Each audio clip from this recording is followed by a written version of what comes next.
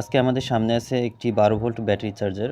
এটিকে আমরা 220 volt connect করলে আউটপুট থেকে 0 ভোল্ট দেখা যায়। তো আজকে আমরা দেখব যে এইটি কী ধরনের সমস্যা এবং এটাকে কিভাবে সমাধান করা যায়। আজকে আমরা খুঁজে দেখার চেষ্টা করব এটি কী কারণে হচ্ছে এবং এটাকে কিভাবে সমাধান করা যায়। এজন্য প্রথমত আমরা এই চার্জারটাকে আনবক্সিং করে নেব।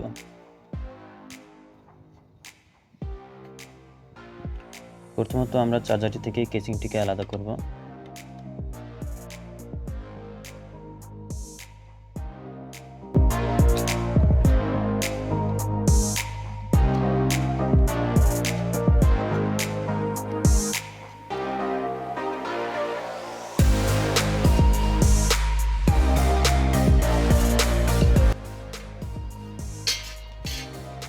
এবারে আমরা চার্জারের মেইন সার্কিট বোর্ডটি দেখতে পাচ্ছি।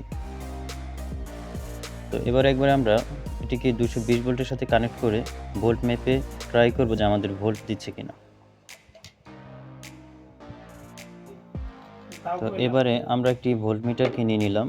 তারপরে ভোল্টমিটারটিকে অন করে আমরা সিলেক্টর দিয়ে এসি সিলেক্ট করে নিলাম।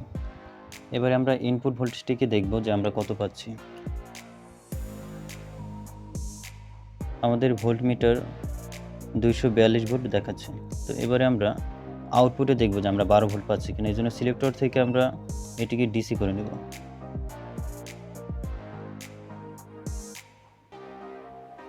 তো আমাদের মিলি ভোল্ট দেখাচ্ছে, যেটা সাধারণত দেখিয়ে থাকে। কোনো ভোল্টেজ আমরা পাচ্ছি না।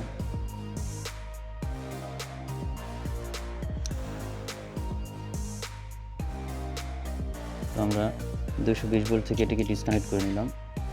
সাধারণত সার্কিট বোর্ড টেস্ট করার আগে কয়েকটি বিষয় আমাদের খেয়াল রাখতে হয় যে আমাদের ভিতরে যেই ফিউজগুলো আছে ওগুলো কোনো কারণে কেটে যায় কিনা। আর ওগুলো যদি না হয়ে থাকে আমরা ভালোভাবে প্রত্যেকটি পার্টসের উপরে হাত দিয়ে দেখব যে এটির ভিতরে কোনটি গরম হচ্ছে।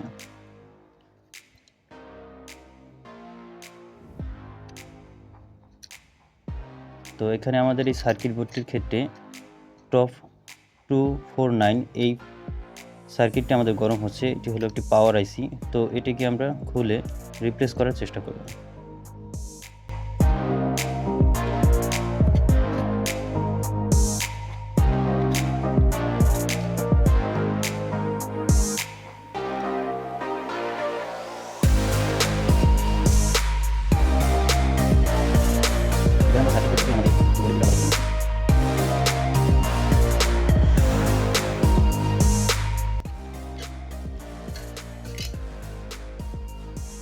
তো এখানে আমরা দেখছি একটি মসফেট, যেটি মডেল হলো টপ 249। তো এটি সাধারণত এখানে পাওয়ার আইসি হিসেবে ব্যবহার করা হয়েছে। তো এটিকে আমরা আলাদা করে এই সেম মডেলের একটি পাওয়ার আইসি এখানে বসিয়ে তারপর চেক করব আমাদের চার্জারটির কী অবস্থা। সাধারণত কিনতে পাওয়া যায় এরকমের ইলেকট্রনিক্সের দোকান থেকে আমি একটি পাওয়ার আইসি নিয়ে নিলাম। তো সোল্ডারিং আয়রনের মাধ্যমে এটিকে আমরা সোল্ডারিং করব।